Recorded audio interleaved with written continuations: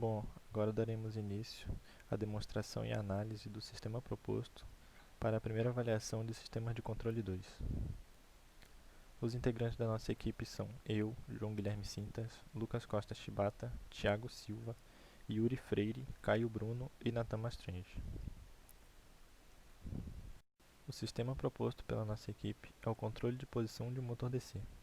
Um motor DC pode ser simplificado como mostrado nessa imagem, onde ele consiste em uma fonte que está aplicando tensão à espira através de um computador responsável por inverter continuamente o sentido da corrente na espira, e em uma espira que está imersa em um campo magnético gerado pelos polos do ímã.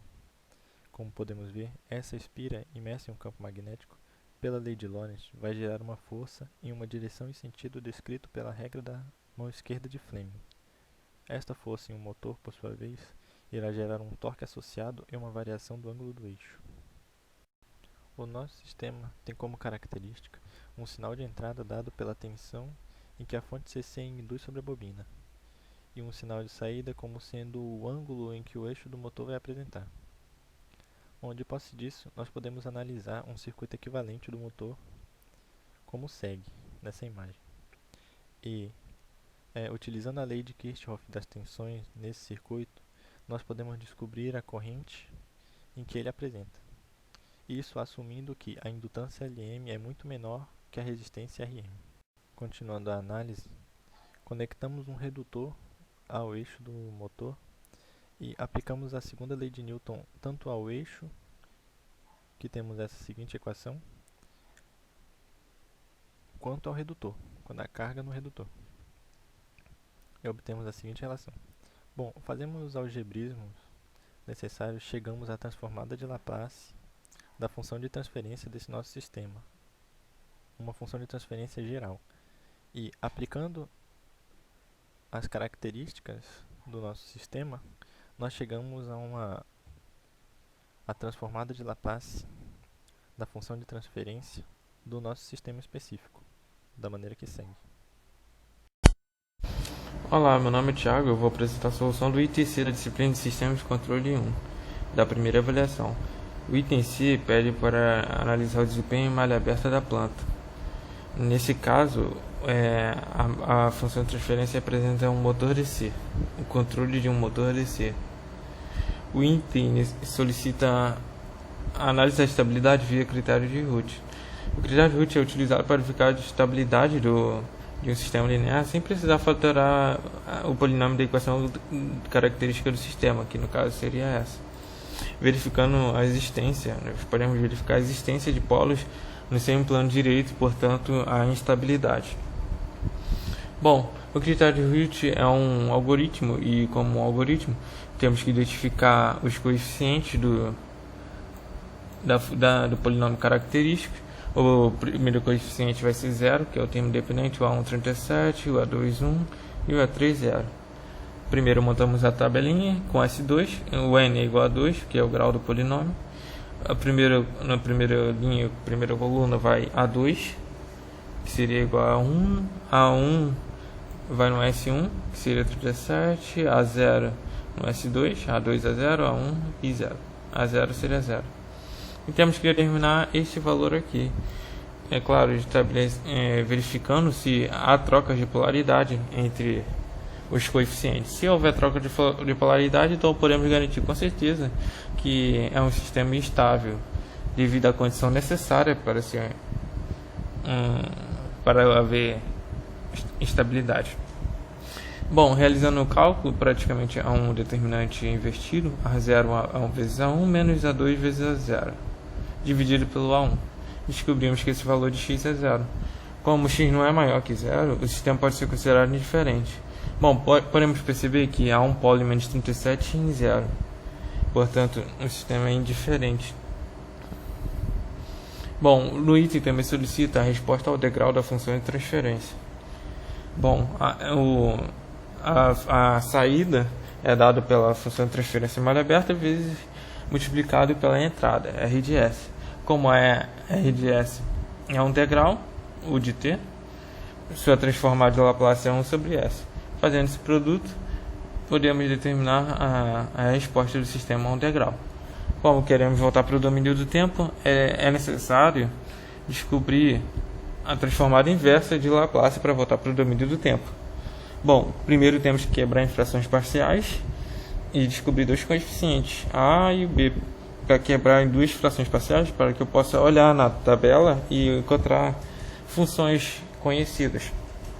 Bom, podemos descobrir o coeficiente A simplesmente pegando a função de transferência y de s, 65 s quadrado s mais 37, multiplicando por s quadrado, tomando s igual a zero. Bom, fazendo isso, corta s quadrado, 0 s igual a zero, 65 sobre 37, 1,35. A mesma coisa o b, só que considerando multiplicado pelo outro fator do polinômio. E fazendo s igual a menos 37. S mais 37 vai cortar com s mais 37, vai sobrar menos 37. Vai sobrar o s quadrado, que s é igual a menos 37, substituindo, achamos 0,047. Bom, portanto, descobrimos o valor de A e B para fazer a divisão, para fazer as frações parciais.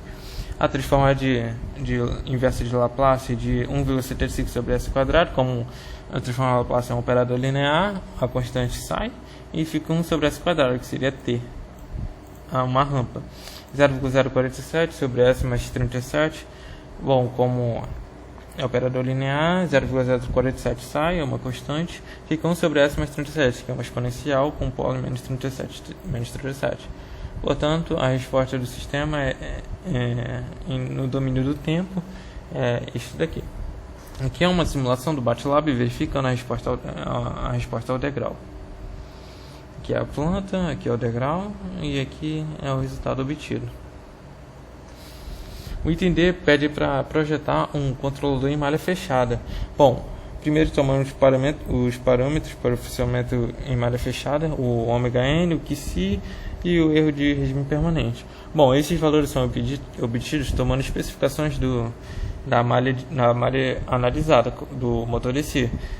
Portanto, podemos obter esses parâmetros simplesmente olhando os parâmetros de tempo de subida, de overshoot e do erro de regime permanente, que no caso é o que optamos, que é igual a zero. Bom, realizamos o projeto compensador via alocação de polos, ou seja, queremos um compensador CDF para que projete esses polos para que eu tenha a resposta desejada. Ômega n já sabemos, é 50. Que se ômega n é 30 vezes 2, 60. E G de S é a minha planta. G de S é a minha planta que eu tenho. É uma planta em malha aberta. Bom, substituindo, realocando os termos, chegamos nesse fator final para o controlador. Então, utilizando esse controlador, conseguimos obter a resposta desejada, como tempo de subida, o overshoot e erro de regime permanente igual a zero. E aqui está a planta com o compensador em malha fechada. Obrigado. Professor, eu sou o aluno Lucas Costa Chibata. A gente vai dar continuidade aqui à apresentação. E eu vou explicar a letra E e a letra F. Na letra E, ele quer primeiro a nossa função de transferência para malha fechada. A gente sabe que a função de transferência para malha fechada é dada por essa equação. Sendo que o C e o G a gente já calculou na letra D. Então a gente pode utilizá-los. Que é isso aqui. Essa fração. Substituindo, vamos chegar nesse termo. E já somando esse denominador, vamos chegar nesse aqui. A gente vai cortar esse denominador com esse aqui. E vamos ter uma função de transferência final de 2.500 dividido por s quadrado mais 60s mais 2.500 para o domínio de Laplace. A nossa saída para a nossa entrada. A gente até pode comparar como deveria ser a função de transferência para um sistema de segunda ordem. Tudo bem. Além disso, a gente vai transformar para o domínio do tempo agora. Para uma resposta integral. Para o domínio do tempo, a gente vai passar a nossa resposta integral multiplicando nossa entrada no domínio de Laplace, e o integral no domínio de Laplace é 1 sobre S. E vamos tirar a inversa. Para tirar essa inversa de Laplace, a gente vai ter que transformar as frações parciais, e as frações são essas. Tudo bem. Aí, Usando a tabela da transformadora para a seção inversa, a gente sabe que a equação em função do tempo vai ser essa. E o que a gente pode observar com isso? A nossa frequência natural não mudou, ainda é 50, e nosso QC, constante de amortecimento, ainda é o mesmo, é 0,6, como foi calculado aqui na letra D. O que é um QC, uma constante de amortecimento entre 0 e 1? É um gráfico sugamortecido. E vai convergir para um valor. Isso é verdade, porque se a gente pegar o t e jogar para infinito, o seno e o cosseno vão ficar oscilando entre 1 e menos 1. Mas o exponencial aqui vai convergir para zero, e esse também vai convergir para zero. Isso significa que por um tempo para infinito, a nossa resposta em integral vai convergir para 1. A gente simulou essa malha, essa função de transferência com essa resposta integral e jogamos o gráfico aqui. Você vai ver. Para a questão F, ou item F, a gente vai ter que projetar um sistema de controle para usando variáveis de estado. A nossa planta vai continuar sendo a mesma, o 65 sobre S, que multiplica S mais 37. E através da equação de estado e da equação de saída, a gente chega que a representação matricial delas é dada por essa. A nossa matriz A é essa, a nossa B é essa, a nossa C é essa. E a D não tem. Para achar a equação característica, a gente sabe que o nosso constante de amortecimento é 0,6, e a nossa frequência natural ainda é 50. Como ela tem que ter esse formato, substituindo esses valores, a gente acha que a equação característica tem que ser essa. Tá, a gente precisa achar fazer esse determinante para tentar achar a representação na malha fechada. O nosso A é esse, o nosso B continua sendo 0 e 1, e a gente agora vai ter duas constantes. Vão ser representadas numa matriz K, onde vai ser o K1 e o K2. Fazendo as devidas multiplicações e subtraindo as matrizes, vamos chegar nessa final. A gente vai ter esse valor. Aqui já é a nossa variável S, um escalar, que vai multiplicar uma outra identidade de mesma ordem dessa, que vai ser a ordem da minha equação aqui, nessa equação, no denominador, vai ser S quadrado. Então 2 por 2. Então vai ter S e S, que vai ser um escalar que multiplica uma matriz de identidade, que é esse I. Fazendo a subtração, vamos chegar nessa matriz, e para tirar o determinante, basta multiplicar cruzado e subtrair esse com esse. Vamos chegar nessa equação aqui e vamos comparar ela com a equação característica agora. Aqui a gente já vê de cara que o K1 vai valer 2.500 e o K2, somado com 37, tem que valer 60. Passando 37, subtraindo, temos que o K2 vai valer 23. Então essa vai ser a nossa matriz K, 2.523. Aqui é a nossa realização na função de transferência. E a gente, aqui embaixo a gente vê que o nosso erro em regime, que é dado por essa equação, a gente vai jogar nosso valor C, que vai ser esse aqui. E o nosso B e a nossa nova função A aqui, na matriz A, inversa dela, que vai ser essa aqui. Fazendo devidas multiplicações de soma, a gente chega que o erro de regime é muito alto, 97,4%. Isso é ruim, então para a gente mudar isso e fazer um projeto com erro de regime via controle digital decente, a gente vai ter uma nova matriz A, onde ela vai ser dada pela matriz A antiga, e o nosso menos BK, que a gente já calculou aqui em cima, vai ser essa matriz aqui, acrescentada de um PK, um 0, e a matriz C, negativo. Aí a gente dá por essa equação. E o C também vai ser regido por essa.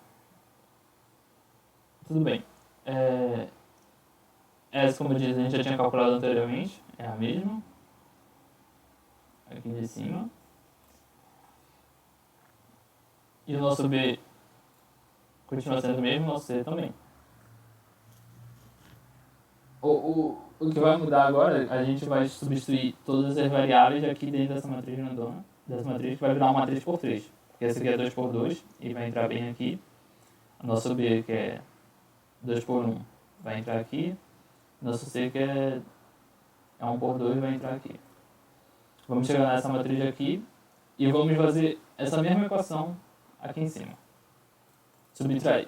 Pegar essa matriz que a gente achou agora e subtrair por era menos o negativo dela mais a matriz de identidade multiplicado pela variável S. Vamos escalar.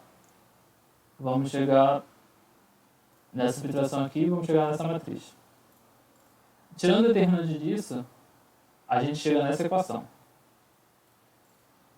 Até aí tudo bem, mas a gente precisa comparar um pouco a equação característica. Mas a gente precisa escolher agora uma terceira ordem. A gente precisa escolher um polo. Para escolher um polo que funcione, a gente tem que pegar ele... Tem que ser pelo menos 5 vezes maior do que um polo da nossa equação característica antiga. Que seria essa. A gente pegou o valor de menos 100.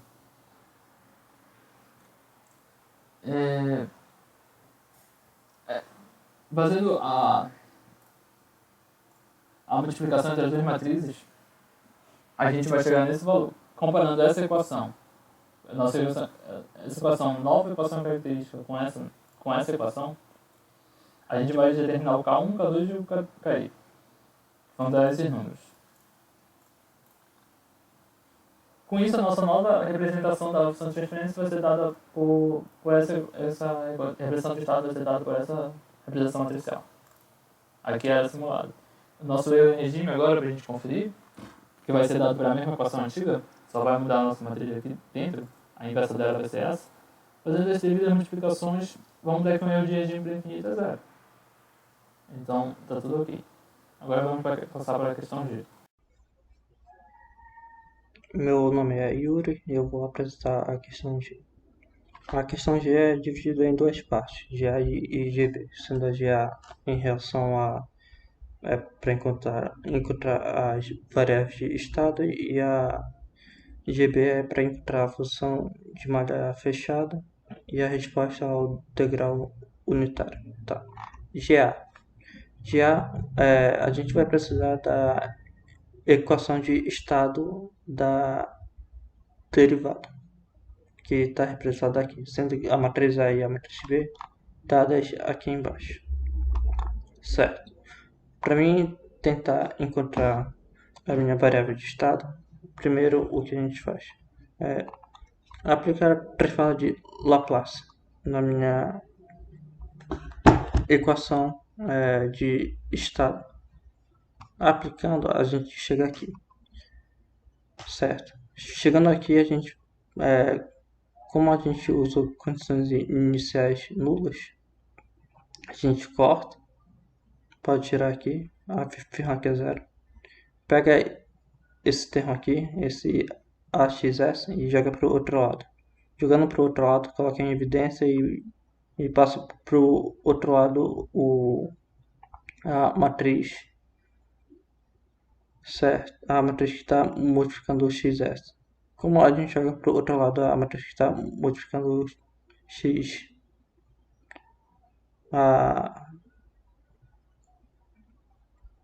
XS faz o produto da inversa dos dois lados, de tal forma que desse lado vai virar a identidade e vai manter o XS, e do outro vai aparecer a matriz inversa multiplicando o termo B, sendo U a minha entrada. De B a minha matriz coluna. Certo, tá. Feito isso, a gente chega aqui, sendo XS justamente as minhas variáveis de estado no domínio da frequência. Aí eu vou ter uma matriz também dependente do domínio da frequência. minha entrada no domínio da frequência e uma matriz B, que é a mesma do domínio do tempo. Uma constante. Tá. Aí a gente vai ter que encontrar essa matriz de dentro aqui. S, que é a minha variável, que é uma variável no domínio da frequência, que vai multiplicar a minha matriz de identidade, que vai ser subtraída pela matriz A, que é a matriz advinda da equação de estado definida anteriormente, sendo a matriz A uma matriz 3x3. Feita essa subtração, a gente chega aqui. Tá. Só que a gente não quer ela exatamente, a gente quer a inversa dela. Aplicando a inversa por métodos computacionais, a gente chega nessa matriz gigante bem aqui, 3x3. Tá, chegamos nessa matriz. E agora? Se a gente já tem essa matriz e minha variável de estado no domínio da frequência já está isolada, aplica a antitransformada. De tal forma que vai gerar a minha antitransformada em cima da minha variável de estado no domínio da frequência, vai ser a minha variável de estado no domínio do tempo, sendo exatamente o que a gente quer. Isso daqui vai ser igual ao que? Como tem um produto entre duas funções que variam na frequência, o produto delas vai ser uma convolução no tempo, representado por essa integral. E os termos aqui, sendo que um termo a gente simplesmente faz a mudança de variável e escolhe total como para representar, e o outro termo a gente faz a mudança de variável, a gente pode fazer a inversão e o deslocamento. Resolvendo a integral, a gente acha as variáveis de estado, a matriz variáveis de estado, sendo o meu φ aqui uma matriz 3x3, que vai multiplicar meu B, que é uma matriz coluna, e O é a minha entrada, que é 1 por 1. Tá. Aí fica uma matriz, o produto da minha matriz φ vezes B vai gerar uma matriz coluna, que vai ser justamente, e quando multiplicado pela entrada e feito em integral de cada termo da minha matriz coluna, gera a minha matriz das variáveis de estado, que é o que a gente está procurando. A gente não fez os cálculos devido isso daqui ser um pouco meio complexo e estava dando trabalho, nem por métodos computacionais a gente estava encontrando muito bem. Aí a gente deixou nessa forma mais compacta.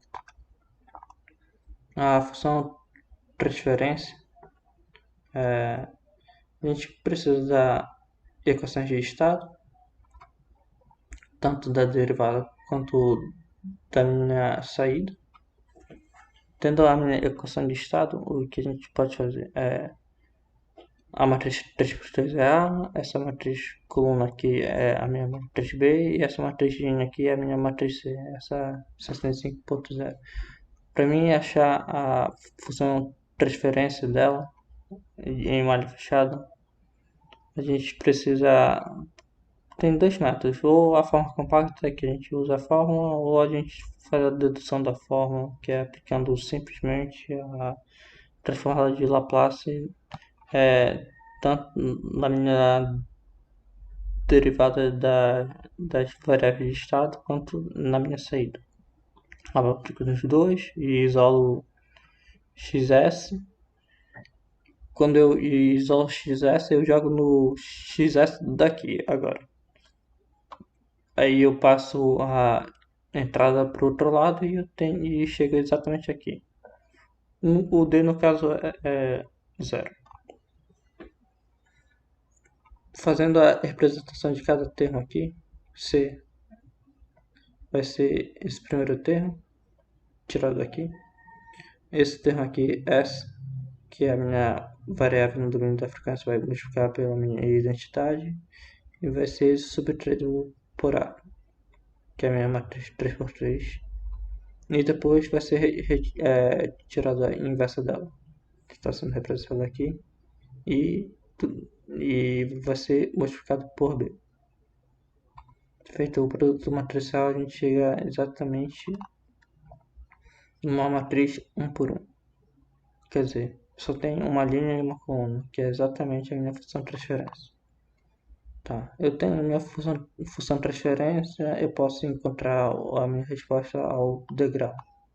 Como eu faço isso? Eu transformo meu degrau no domínio da frequência e faço o produto entre elas. Tá, e fiz o produto entre elas. Eu posso simplesmente fazer deixar na forma canônica o denominador e aplicar a transformada de Laplace depois. Só que se eu fizesse no caso aqui, ia dar uma forma bem complicada, meio esquisito, que a gente não aparece muito na prática, que é duas raízes reais diferentes, distintas, uma complexa e uma no zero. Aí é um pouquinho complicado fazer nem por meios computacionais tava dando também, tava achando meio complicado fazer isso aí. Então a gente deixa na forma um pouco mais compacta. Feito a transformada inversa, a gente encontra a resposta no domínio do tempo. Bom, olá, me chamo Caio, irei ser responsável por apresentar a parte de controle digital do nosso projeto de controle na primeira avaliação. Bom, o que nos foi proposto nessa parte foi projetar um controlador discreto com as mesmas características e certificações do contínuo. Bom, existem várias formas de fazer isso. Uma delas seria a discretização do controlador pelo método de touch. E como é que isso funciona? Bom, primeiramente temos o nosso controlador aqui contínuo e no lugar do S iremos substituir por essa equação para fazer o nosso controlador depender da variável Z. Bom, fazendo a substituição, temos aqui os algebrismos a serem feitos, que chegarão finalmente nessa forma, que depende desse T. Mas o que seria esse T? Bom, esse T seria a nossa constante de amostramento do circuito. E para determinar, antes de tudo, é preciso determinar a constante de tempo do nosso circuito. Ela é determinada por essa fórmula aqui, onde o QC no nosso sistema vale 0,6 e o ômega-n vale 50, no caso essa multiplicação dá 1 sobre 30, e a nossa constante de amostramento ela deve ser menor que a décima parte da nossa constante de tempo, maior que a décima parte e menor que a quinta parte. Bom, fazemos os algebrismos necessários aqui. Foi arbitrado que a nossa constante de amostramento deve ter esse tempo de 1 sobre 200 segundos. E fazendo a substituição na equação acima, obtemos, por fim, o controlador já totalmente discretizado. Bom, olá, me chamo Caio, irei ser responsável por apresentar a parte de controle digital do nosso projeto de controle na primeira avaliação. Bom, o que nos foi proposto nessa parte foi projetar um controlador discreto com as mesmas características e certificações do contínuo. Bom, existem várias formas de fazer isso. Uma delas seria a discretização do controlador pelo método de touch. E como é que isso funciona? Bom, primeiramente temos o nosso controlador aqui contínuo, e no lugar do S, iremos substituir por essa equação para fazer o nosso controlador depender da variável z. Bom, fazendo a substituição, temos aqui os algebrismos a serem feitos, que chegarão finalmente nessa forma, que depende desse t. Mas o que seria esse t? Bom, esse t seria a nossa constante de amostramento do circuito. E para determinar, antes de tudo, é preciso determinar a constante de tempo do nosso circuito. Ela é determinada por essa fórmula aqui, onde o que se no nosso sistema vale 0,6 e 1 ωn vale 50, no caso essa multiplicação dá 1 sobre 30, e a nossa constante de amostramento ela deve ser menor que a décima parte da nossa constante de tempo, maior que a décima parte e menor que a quinta parte. Bom, fazemos os algebrismos necessários aqui. Foi arbitrado que a nossa constante de amostramento deve ter esse tempo de 1 sobre 200 segundos. E fazendo a substituição na equação acima, obtemos, por fim, o controlador já totalmente discretizado. Bom, a outra forma de projetar um controlador discreto seria discretizar a planta por meio de um segurador de ordem zero, para que a partir disso podemos desenvolver os parâmetros necessários para que o controlador seja devidamente elaborado. Bom, primeiramente o nosso controlador irá ser feito diretamente no plano Z, utilizando a alocação de polos de uma forma semelhante ao que foi feito no caso contínuo, e o controlador vai ter essa forma, onde vai ter um ganho KS e os parâmetros alfa e beta que serão obtidos por meio de um sistema de equações no final. Bom, primeiramente a função de transferência da nossa planta vai ser submetida à ação de um segurador de ordem zero, que tem uma função de transferência dessa forma, onde se 1 sobre menos 1 menos z elevado a menos 1 irá multiplicar a transformada z dessa nossa equação. Podemos fazer o equivalente disso tudo, que vai resultar nisso aqui, onde podemos fazer os algebrismos necessários até obtermos uma equação para o nosso G de P, que é o nosso controlador, para a nossa planta totalmente discretizada.